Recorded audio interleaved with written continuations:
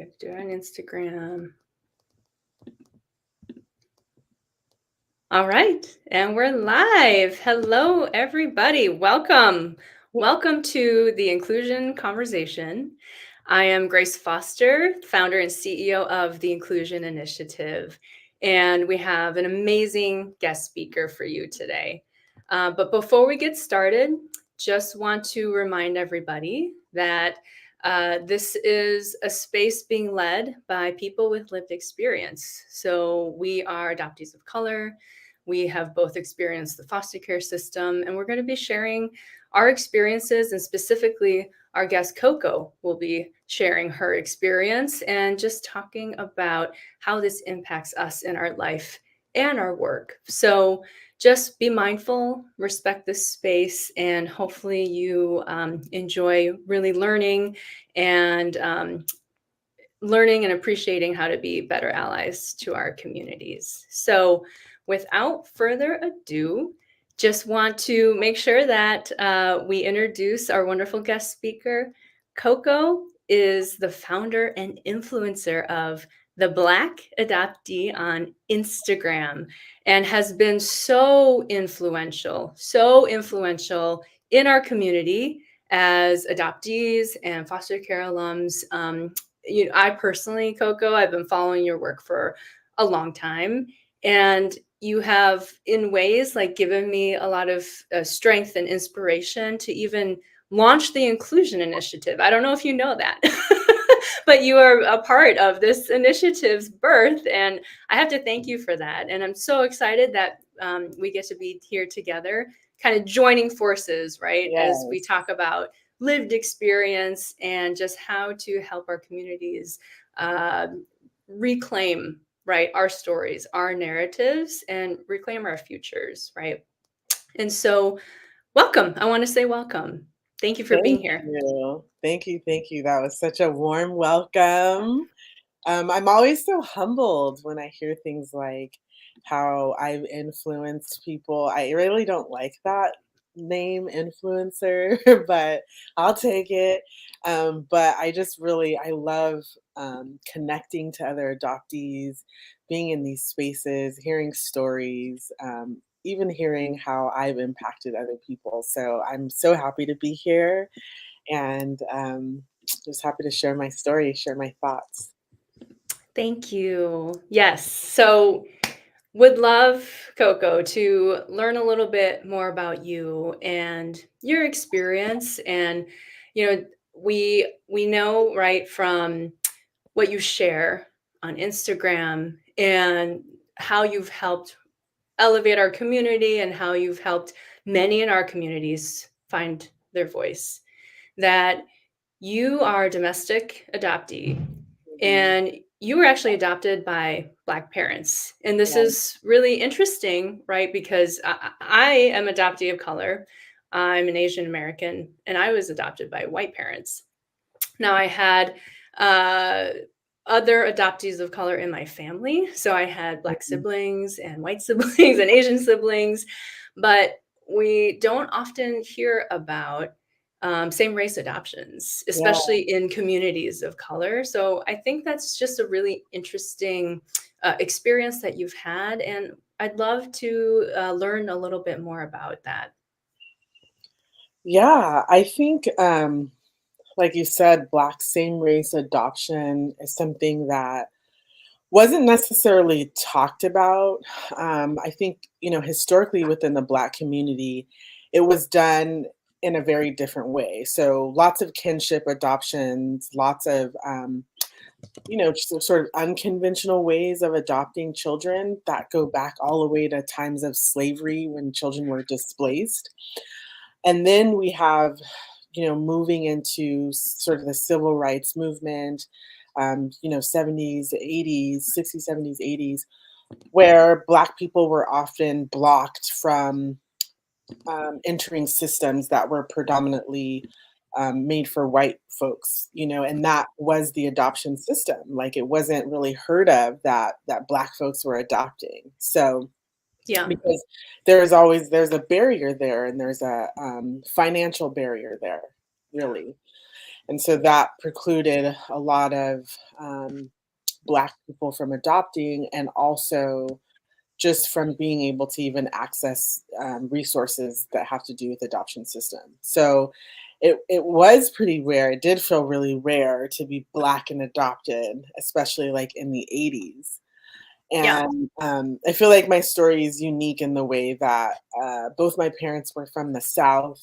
Um, my adoptive mother, she struggled with her infertility, and so they weren't able to have their own kids. And my adoptive dad, he has a biological son from his first marriage. So he did. There was a biological child in the house, and that brought its own dynamics. But my father, adoptive father, he played in the NFL, so that allotted us, a little bit more wiggle room as far as like where we could live.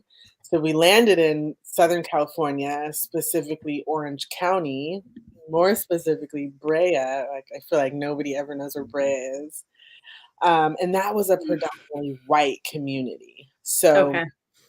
that was also different and difficult in my upbringing, just being adopted and then being placed like into a predominantly white community. And when I say predominantly, I mean like it was all white. Like, really?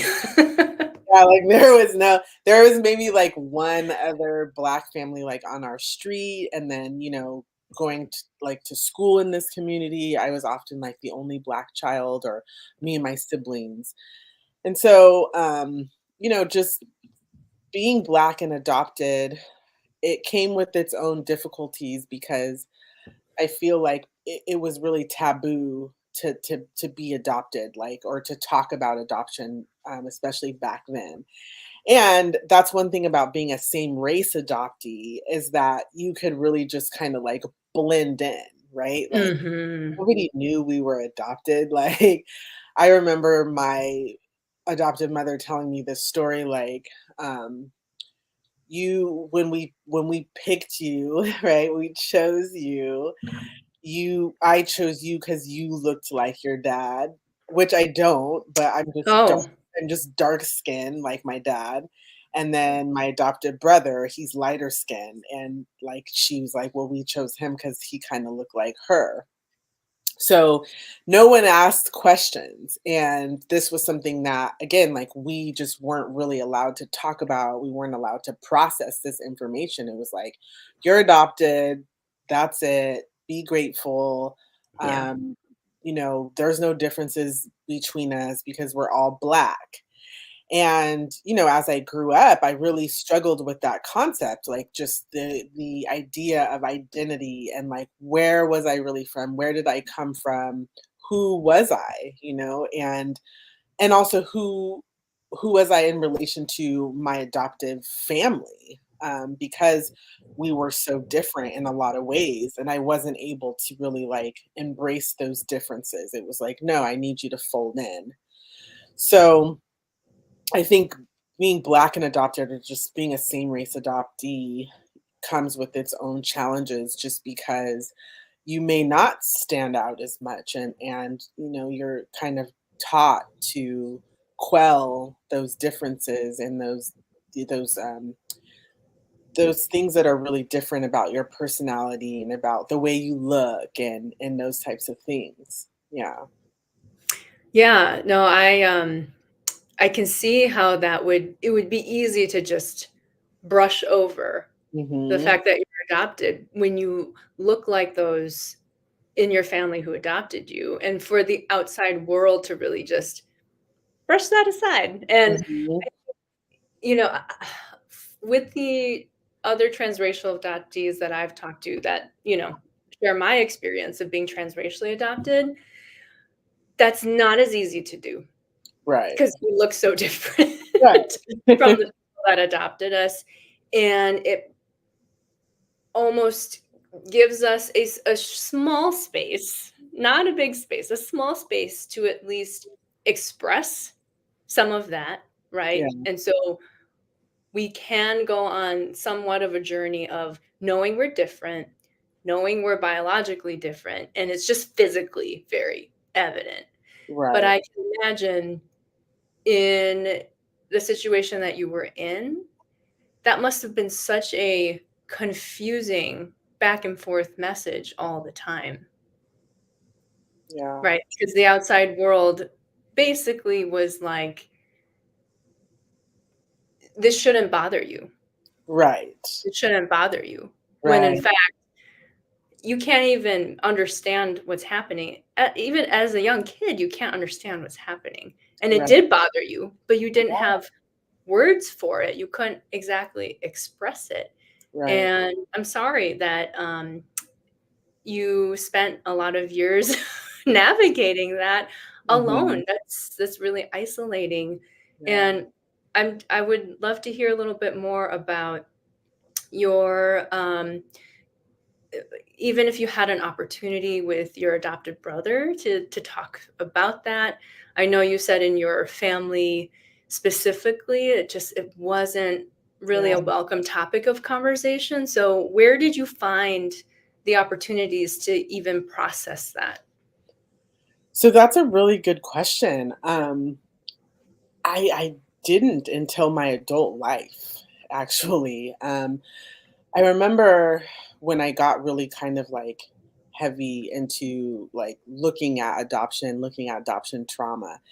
And I think it was around the time of the pandemic when everyone was having like an existential crisis and it was like, what does my life mean, And so I went and I took like a deep dive into that. And I had already found my biological family at that point, but I couldn't really put that like into context. It was just like something that I did. But as far as like and I remember having this conversation with my brother, like, "Hey, do you remember when, like, I was told that I was adopted?" Because I always knew that I was adopted. I just don't ever remember there being, like, a pointed conversation where my parents sat me down and were like, "Hey, look, like, this is you're adopted, and, like, this is what this means." Because, to a young child, like, that's super confusing. Like, what Mhm. does that even mean? And my adoptive brother, he told me that he remembers, like, when my adopted mother told him that he was adopted, and, like, he told me the whole story about that. And then I was like, "Well, what do you think happened with me?" And he was like, "Honestly, I don't think anyone ever told you. I think that you just sort of learned by proxy." And Wow. yeah, like, it just sort of trickled down and, like and they were my sister and my brother. So, someone said that there was a name for this. They're basically the same age. They're not twins, but they Mm. grew up as twins. I forgot what it's called, like, when you're adopted and you grow up as twins, but, like so they were always imparting information on me. Like, that was their responsibility. Like, they get all the information and then it gets, like, trickled down to me. So, I didn't I didn't really no one ever told me that I was adopted. It was just something that I heard from them, and then I was having to process that information. And then, like, fast forward, like, when I started to really, like, wanna figure out, like, who am I? Going on this journey to find my biological family, going to therapy, like, extensive therapy, like, where I'm Mhm. working out, like, early childhood trauma and, like, how do I talk about this? My brother and I finally like started to talk about it. And it really wasn't until we began to step away from my adoptive mother and some of the things that she had done to us over our lives. And we both estranged from her. And when Mm.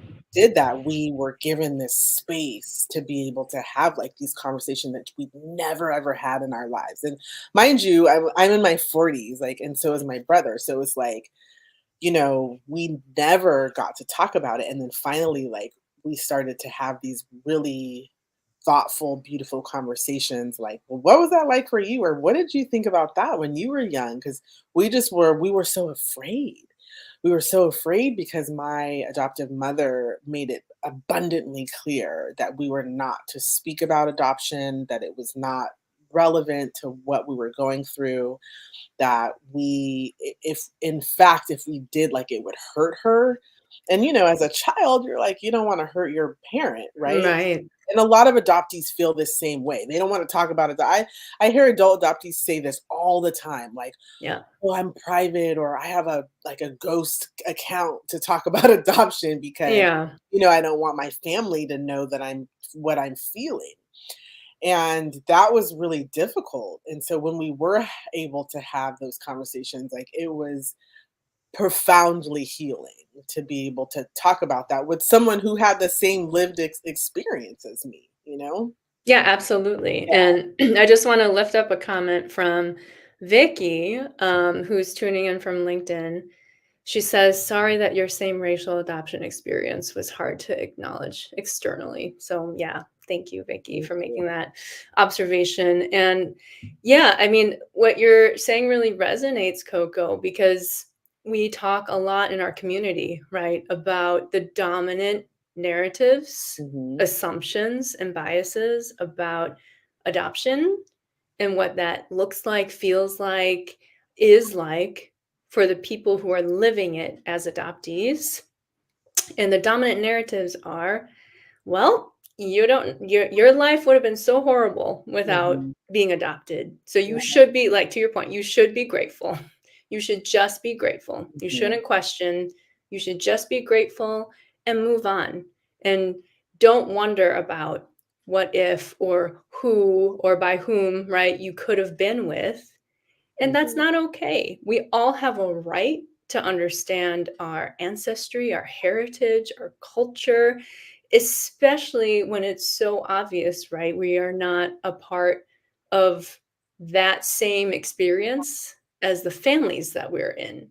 right, And I remember you talking a bit about finally uh, being able to learn a bit more about your own ancestry and your own heritage and just how jarring that is, yet how mhm, empowering too. yeah, And it's sad and it's happy and it's just so complicated. And when you were able to finally get some of that information and mhm, be able to put into context like who your ancestors are and what your culture is, what was that like for you? And how did that impact, I guess, the conversations you were having about being an adoptee? yeah. Um, that was a really overwhelming, like, scary time for me because, as an adopted person, you spend your whole life, like, fantasizing about, like, who, your biological family is. You've got the ghost kingdom, the piece where you have this fantasy of who they are, what that means, and, like, who you are. Mhm. I never knew anything. Like, I had, my identifying letter that said, like, but there's a lot of lies in those letters. I don't know if people relate to that, but there's a lot of lies in those letters. So it was like, "Oh, you're from the Virgin Islands," or something like that. Come to find out, like, that's not even true. Like, and I never knew where my family was from. So I set out on this really important journey. I hired a private investigator, um, hit a couple, like, roadblocks with that, ended up taking a DNA test. And then, literally, like, within 48 hours of me taking a DNA test, like, the PI had found my biological mother. Mm. And I was, like, blown away. Like, um, because I'd never, besides my son, who's 10 years old now, I never had a blood relative, never seen a blood relative, never seen anyone who looked like me. Yeah. So those are things that, again, like, a lot of times people take for granted. Like, regular people or non-adopted people, I guess. It's like, yeah, you know what people look like. But I literally had never seen anyone who had, like, my eyes, like my nose, Yeah. my gap, like the Mhm. same exact skin color. And that, to me, was like, it put everything into perspective for me. Um, and it gave me an ancestry, especially, like, in communities of color, is, like, really important. Like, it's the anchor, Yeah. it is the crux of, like, who you are, because who do I know to honor if I don't know who my ancestors are? And that Yeah. was so important to me to be able to hearken back to the people who and the DNA that like made me. Mhm. And so finding out that information was incredibly empowering, and really scary at the same time because there was some things in that I found out that weren't so good. And I remember going on that journey, and I've started a couple times, but the sentiment was always the same, like, be careful, what road you go down with when it comes to your biological family, because it's like Pandora's box. Like, you never know what's in there. And when I tell you, like, all the skeletons fell out, it was a whole whirlwind. Yeah. Just, yeah, to get to that information, and it's like a price we have to pay, as adopted people. The price we have to pay for our identity sometimes is really high, um, and it comes in the form of like lots of secrets and lots of pain and things like that. But I wouldn't change it though, because I feel like that was the missing puzzle piece to my life. Um, it was something that I feel like I needed to know. And my whole life, I felt like an unfinished recipe, rather, like the Yeah. recipe good, like it's good, you know what I mean? But if it's missing that one ingredient, like it's just not going to hit the same. So once I found that information out, I could own who I was. I could accept who I was.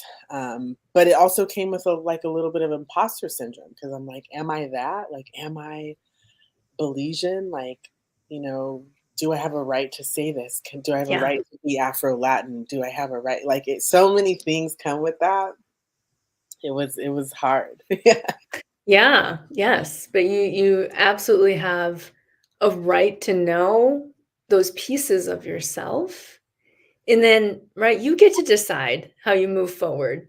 You get Yeah. to decide who you are and, like, how you want to utilize, right, the culture and heritage that you are a part of. Hmm. You have a right to know that, and it's so it's fascinating hearing, like, your experience, and, it for me, it parallels my experience a little bit, just a little bit being, uh well, I don't know that I was born in Korea, but I was found in Korea, and I'm adopted from Korea. Okay.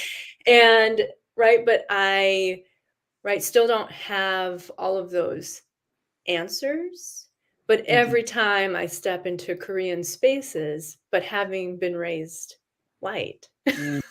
Yeah. I have a lot of imposter syndrome too. Like, do I have a right to actually be here and claim I'm Korean? Like, yes, I do. Yeah. Yes, I do.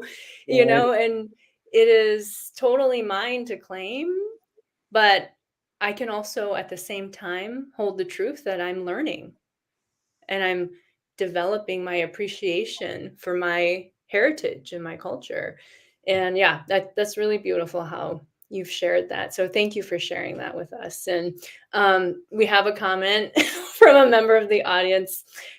This is not related, but it says, I can't believe you're in your 40s. I need to know your skincare routine. That's a wonderful compliment. I would I have love to that.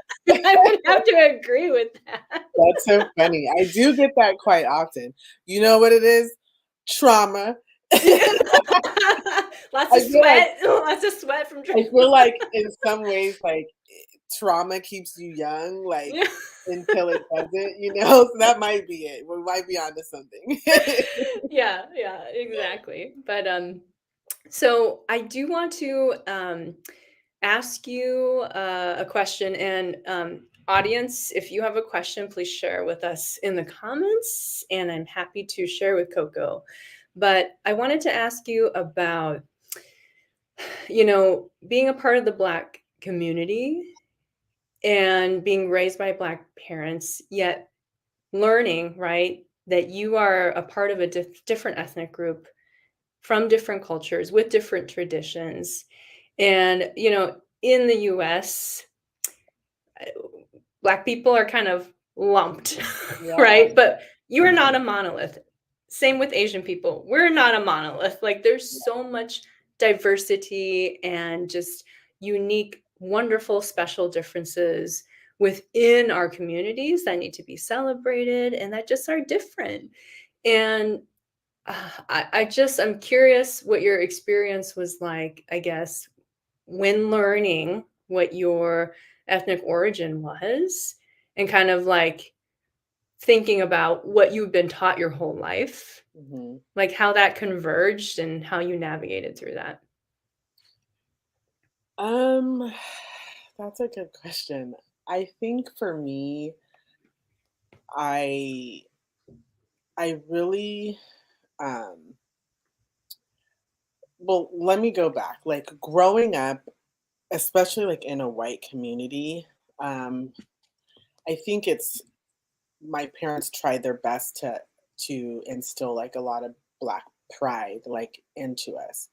But I always had questions because I'm like, well, why are we living like amongst white people then? Like why are we not like with our own people? Mhm. And why trying to essentially like assimilate or acculturate like into this community? Um, and I've always grown up like still though having a lot of pride in like who I was and black culture. Like I love black people. Seriously, like so much.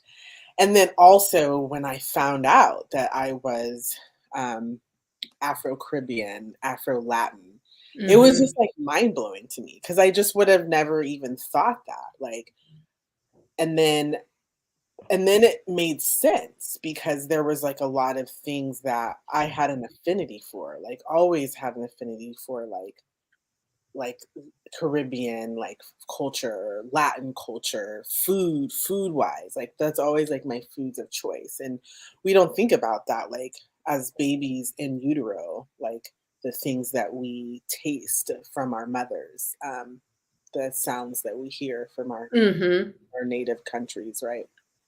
So I had to really like look at that. Like, how can I be proud of all of this? Like, how do I get to claim all of this? Because there is something valuable about my life as a Black American, and that experience and the Yeah. experience of living like as a Black American in a white community and like what that meant for me growing up and how that even helps me navigate spaces now.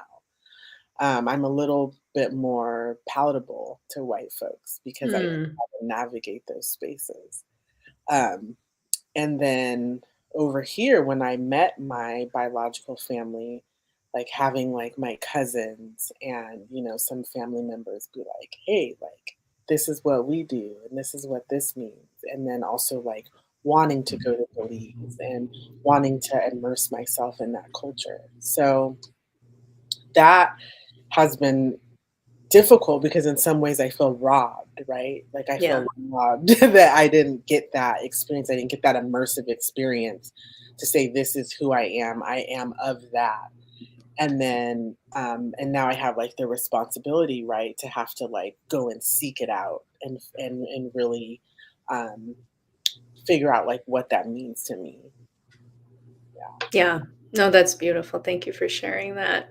Yeah. It's really important for people to just recognize and remember, right? It really does impact, and those assumptions and biases are very harmful, and you Mm, can't just assume right. that a Black person feels or has experienced the same things as another Black person, and like it's we need to celebrate, right, the diversity of our experiences, and talking about it, sharing it, learning to understand it is one of the first steps.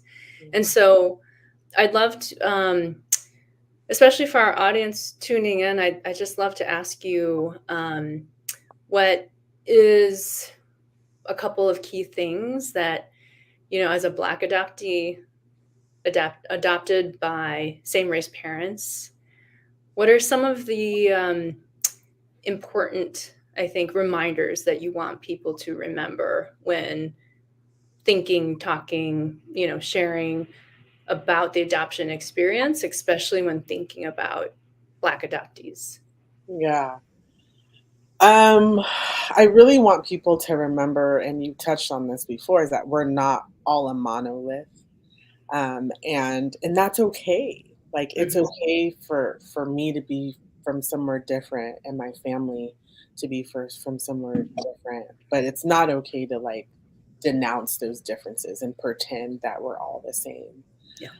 And that I really wish that something I hear a lot within the Black adoptee community is like this idea that we're not allowed to like speak out, and that's a cultural thing too, right? And then in a lot of cultures, like if you speak out against your parents, like you're bad, you're bad seed. And that is something that I want to change the narrative around. Like, just because Yeah. I have feelings about something that happened, just because, like, I want to talk about it, like, doesn't mean that I love my parents any less.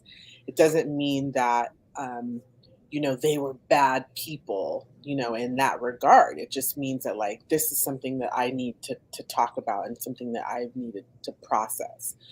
And then, really just kind of putting out there that like Black adoption exists, Yeah. like it's because of how society has been, and and racism and systematic oppression. Those are also reasons why a lot of people don't talk and share about their adoption, because they might be scared that the system is going to come take their children away, Mhm. or whatever the reason. So we do exist, like Black adoptees do exist, and we are out here and we have stories, and we have important stories to tell of beautiful, like, families and communities that wanted the Black kids. We get so often, we hear all these stories about, yeah, like the foster care system is overrun with Black youth, and how Black children are the last ones to typically get adopted, and just so many things um, that have to do with adoption, like systematic oppression, racism. But I just want people to know that, like, there are other Black people that like want to adopt Black kids, and we should be um, promoting that. Like, that's not to say that I mean, I have my own feelings about transracial adoption, but I think that ultimately the best scenario is for other Black people to, like, and Black children to be with Black families. Yeah. Yeah. I would have to agree with Yeah. you. Yeah. I would have, I think, really appreciated having the opportunity to have had parents that looked like me and Yeah. reflected me on the outside, where I would have not felt so isolated and felt more belonging in my own family. And and that translates right throughout our lives. We carry that Yeah. throughout our lives, and when it comes to figuring out who we're going to be as adults, what kind of just life we're going to build for ourselves, like these things all come into play. Being Yeah. adopted comes into play. The trauma of it comes into play. The questions come into play. For me personally, the lack of feeling like I belonged anywhere Yeah. came into play. And it impacted me as I went to school. Like I had, the good fortune of being able to go to school. And it took me 9 years to graduate college, but I did it. But it really did impact my experience and honestly my ability to like finish. So it's why it took me so long, right? All of these things just are wrapped up in it. Relatable. Yeah. And then going into the workforce, whew, took me a while to really recognize like a lot of the challenges I was having, whether it was being triggered by certain things, or being afraid or not being able to speak up, that kind of stuff, that was wrapped around my lived experiences from my adoption experience and my foster care experience. And there was no way to really name that or share that, right? It's not a really understood experience because we don't talk about it. We've been Yeah. conditioned to not talk Yeah. about it, at least if it's not my parents saved me and I love my life. We can Right. say that. Yeah, But we can't exactly. necessarily say, actually, I still struggle and I need help, right? And so Yeah. when it comes to building our lives as adults, man, this stuff gets really complicated. Whew. And it's why I started building the inclusion initiative. After 15 years in the professional world, this is a resource that's really needed. We need a place at work, at school, in our communities to be able to show up with this lived experience and be able to talk about it and find tools, resources, and community to navigate the things that we need to navigate so that we can be our best selves at work. We can show up how we want to at work and in life. And I'd love to hear a little bit about your own career journey, your own professional journey. I know you've had some intense experiences in the mental health space being a professional there. Um, I don't remember exactly where you were, but I think you were working just with people with like severe mental illness and things like that. Yeah. And I think, I have met a lot of adoptees, including myself, that want to, right, go into professions that really help people and help people through some of the traumas like that we've personally experienced too. But it's hard. Yeah. When you have parallel lived experiences, it can be really triggering and hard. And so Mhm. would love to hear a little bit more about your own journey as you started to build your professional life. Yeah. So I want to just go back a little bit to you saying like it took you a long time to graduate college. Like it took me longer than that. I'm not going to say how long, and I won't even go into that story, but Okay.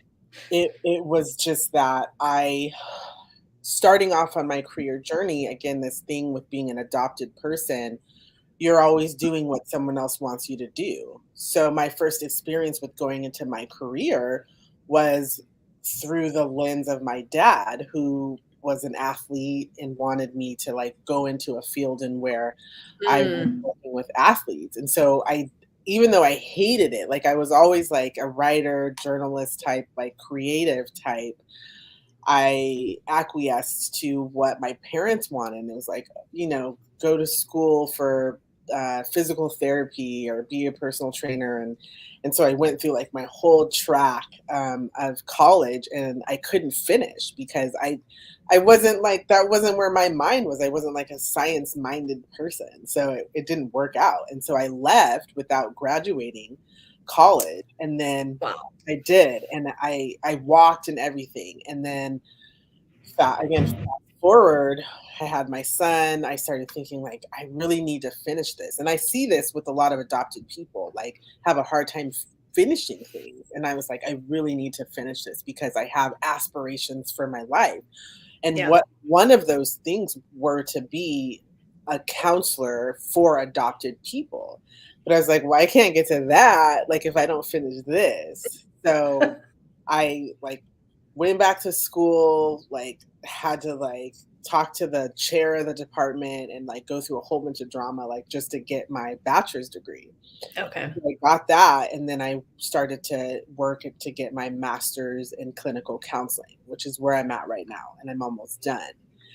But in the midst of that, like I was really blessed and lucky that I was able to work within the mental health field. So right now I work for the Department of Public Health doing crisis intervention and psychiatric assessments for children and adults. And through that, I was able to see so much more of how like the adoption and foster care system really affects um, like people like us and their mental health. Hmm. I could see that in real time through, I would look at someone's case and be like, oh, this person's was a former foster care youth, or oh, this person is an adoptee. So Yeah. I was able to work with people and parents and really kind of dig into that. And it really made my purpose more clear. Like, this is what I really want. I can get a counseling degree so then I can be legit and someone would actually want to listen to me. And then I could give my counseling services to adopted people, because I think that having that really narrow niche, like specific expertise, is important in a lot of therapists don't have that, and I'm also Black, so Mhm. also, something that's needed is other like African American counselors in the field. And I saw like how my own, you talk about how being adopted like affects us in the workplace, and it did. I would stay at jobs forever. Like I would never leave jobs because, in fact, I've been at my job now for like 11 years. Oh, wow. But I love it, right? But it's like, I would never leave places. I had some like conflict in workplaces, attachment, attachment comes up in those places as well. Yes. So, but my experience as an adopted person um, really kind of like set the framework and the foundation for what I wanted to do like with my life, and that's just serve my community. Mm. Serve my community. Yeah. Yeah, that's beautiful. Yeah, and I'm sorry your journey had many mountains, but we're really glad that you summited all those hard mountains because here you are and like you're making such a huge difference in people's lives and you have just a clear vision, right, of how to support this community through your interests and your skills and your voice. And again, I mean, you've helped so many adoptees of color especially find their voices and question, right, the narratives and the stories that were being told for them, on behalf of them, to them, about how they should feel and think and act as adoptees. And it is just unfortunately a part of many of our stories that this climb is just hard. Yeah. This climb is just really hard. And Mhm. again, it goes back to the support systems that are in place for people with lived experience. Yeah. So there is so much support in good ways, right? For people that are adopting kids and the institutions, right, that are providing Mhm. these services. And that's a whole nother conversation. Right. Yeah, that's a whole nother conversation because Right. they need support, but let's move some of that support over, right? Yeah. People with lived experience, there's still not enough for us yet. No.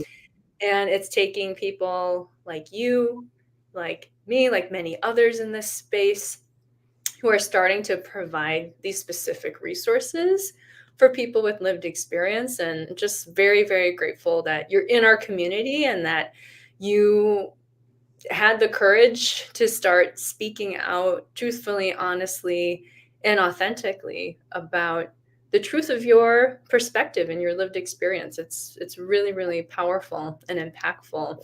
And I can imagine that your son, like whenever he's aware of all of this, will be super, super proud of his mom. Oh, thank Like that's you. and I have a 2-year-old and I'm like, Oh, I'm wow. yeah, I'm building this for her too. I just Ooh. want her to see this new future, right? Yeah. For people of color, yes, but specifically for adoptees of color and foster Yeah. care alum.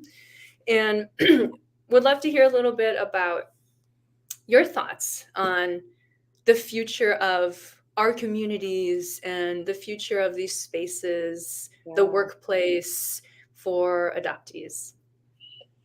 Yeah. I think the future looks like this: more people who have our experiences just speaking out. And like you said, normalizing that this is a part of life. I mean, there's something like, I don't know, what is it like? 1.4 million adopted people or something like that. Like, there's so many adopted people that are in this country, and yet it's not talked about enough. Like, how that particular wounding, because it is a wound, and Mhm. how that really affects us: maternal separation, family separation, navigating being in another family. Like, how does that affect us in every facet, like literally every facet of your life? Like, you could be walking down the street and you could see something and you could be like, boom, that reminds me of like my adoptee status. Yeah. And so the future is having a place where everything is centrally located for information, like for people to access. I just literally had someone yesterday like, I'm looking for an adoptee therapist. Like, where can I find this information? Yeah. You know, and or how can I connect to other adopted people? Because there's so many of us who've literally never even spoken like face to face with another adopted person. And when they do have that experience, it's like you're home.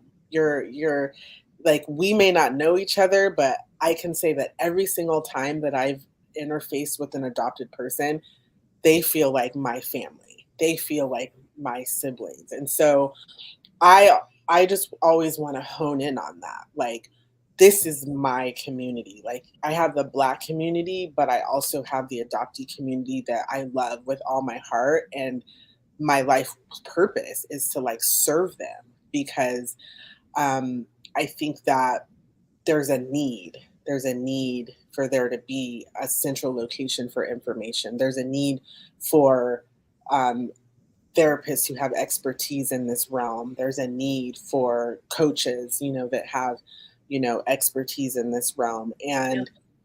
and to just even talk about like how is it different for us versus non-adopted people. Mhm. I think that that's really where I see things going, is like putting out more ways to push out information about the adoptee experience and what's that like. Yeah, no, I love that. And you named it indirectly, but basically, what you're saying is the intersectionality of our identities. It matters and it's real. It's there Yeah, every day. And so, yes, you as a Black person, you as a Black adoptee, like both of those things are super impactful in your life.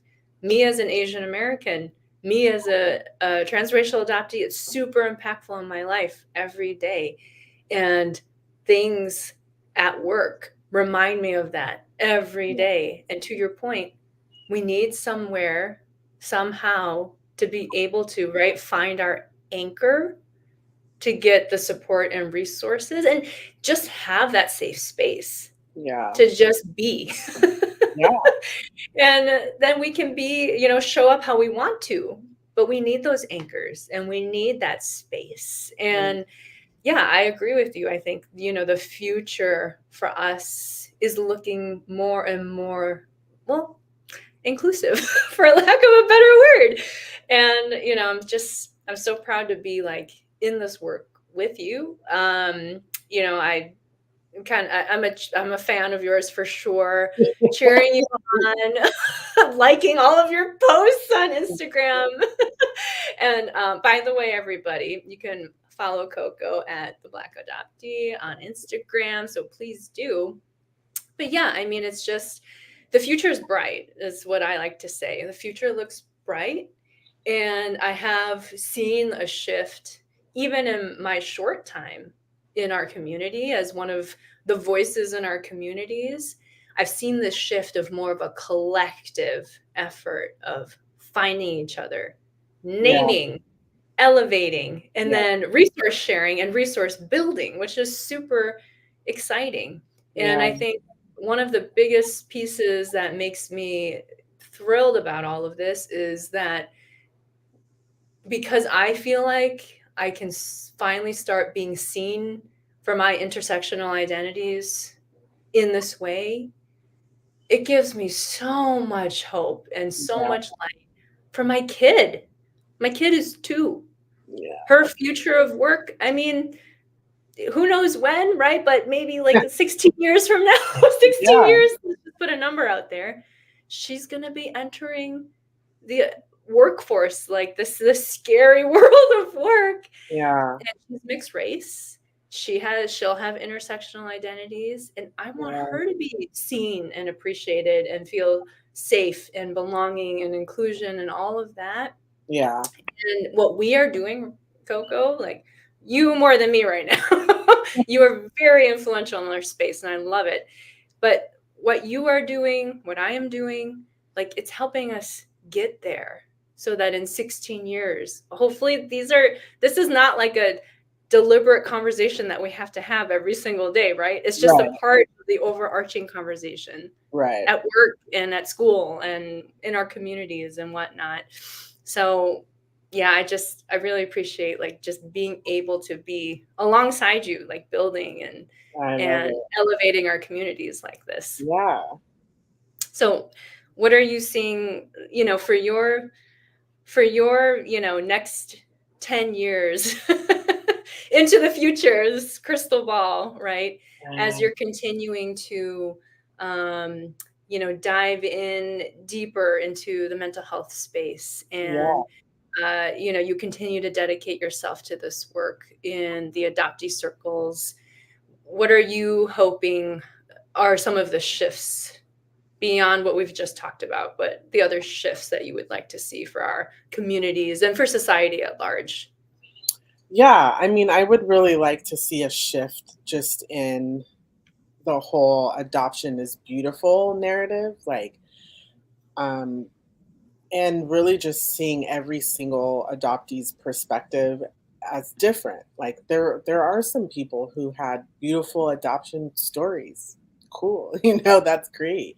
And then there's some people who didn't, and I just want to not invalidate the people who didn't have such great experiences, and also validate the people who did have great Yeah. experiences. And I would really like to see just in my own work, like more research. Like, there's not enough research like on adopted people, on people who are maternally separated and how that really affects you on like a cellular level, your nervous system, that your DNA, how you bond, how you relate, how you parent. Like there's so many facets that are affected by this particular happenstance. And I think it's important that as in academia that we, you know, really take a look at that. I don't see how we can explore these different theories around attachment and bonding and parenting without recognizing how that little, twist really kind of changes the trajectory of those things happening. So I'd really like to research and do research in that area and focus on that area. And in mental health, like right now I work a lot in crisis, so I'm looking forward to graduating, getting my license so that I can do more work like just specifically in counseling and consulting and like grouping, really making sure that I bring together like other adopted people, because I think that that's again like part of my purpose and what I do on my own platform. I just do it from here, but I want to Mhm. do it, where I can facilitate more in-person meetings and things with other adopted people. Yeah, yeah, Yeah, and help the collaboration piece, yeah, like, really get legs because when we all work together, right, we're stronger yeah, together. And yeah, it's so vital. I mean, even, if you continue to do exactly what you're doing on Instagram, on your platform for the next 10 years, like your impact is like tremendous and it will continue to grow. So I hope you know that and you thank hear that, you. right? Like what you're doing is great. And like I I appreciate that. as an adoptee, I have to remind myself, as a foster care alum, I have to remind myself, like, I'm enough. Yeah. I'm enough. What I'm doing is enough. Mhm. I'm enough. And like, I deserve to be heard and seen, and I'm enough. And like, Yeah. I think the more that we as a community can remind each other of that, like yeah, our impact will be vast and Yeah. like our potential is vast to really like shift these paradigms and narratives that we've been talking about. So Yeah. yes, so please continue your very important work, Thank you. your beautiful writing on LinkedIn or I'm sorry, on Instagram. And I think my last question um before we wrap up here is I would love to just hear from you, especially as a parent. Mm.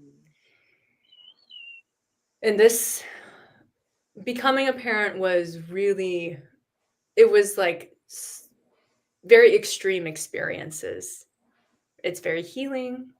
It was very triggering at the same time. It's beautiful and like All that. it made me sad and it made me so joyful. Like it Yeah, was the oddest thing. It it was the was. oddest Yeah. thing. But I guess, one when you're, you know, when my kid, like when they're old enough to really understand and like step into like these conversations, especially Mhm. as adults in their professional lives, in, their friend groups, whatever it is. I guess what are you hoping is what you imprint on your kid and the future generations through your work? Yeah, I wanna just echo that sentiment. I mean, being a parent as an adoptee, like, we could have a whole hour talking about that, about, like, Yeah. what it means for me to be disconnected, and then that generational trauma being passed down, um, and what does that look like? And so oftentimes, I mean, my son is right at that age where he does know some of the stuff that I do, and he does, like, one time he asked me like, "Mom, am I adopted?" And I was like, "No." Oh, Yeah, and just having to just, talk to him about that. And, what I really always try to tell him, and what I want other adopted youth to know and adopted people, is that, like, we are like the captain of our own ship, and we get to that's one thing about being adopted, is we actually get to fill in all the blanks, and we get to make our own identity, because we have to. Like, a yeah. lot of us don't have a choice, and so Yeah. we get to make our own identity, whatever that looks like, and we don't have to, like, answer to someone else. We don't have to justify that to anyone else. And so I just want to empower people to take control of what they can take control of. Like, we don't have any control over, like, the hand that we've been dealt when it comes to adoption, like not knowing family, not knowing this person and this person. But there's some things that we do have control over, and that's the identity that we assume, as an adoptee, and just Hmm. how we feed that identity. So really just empowering people to really, like, not feel like you're not a whole person, to feel like this is something that is a part of me.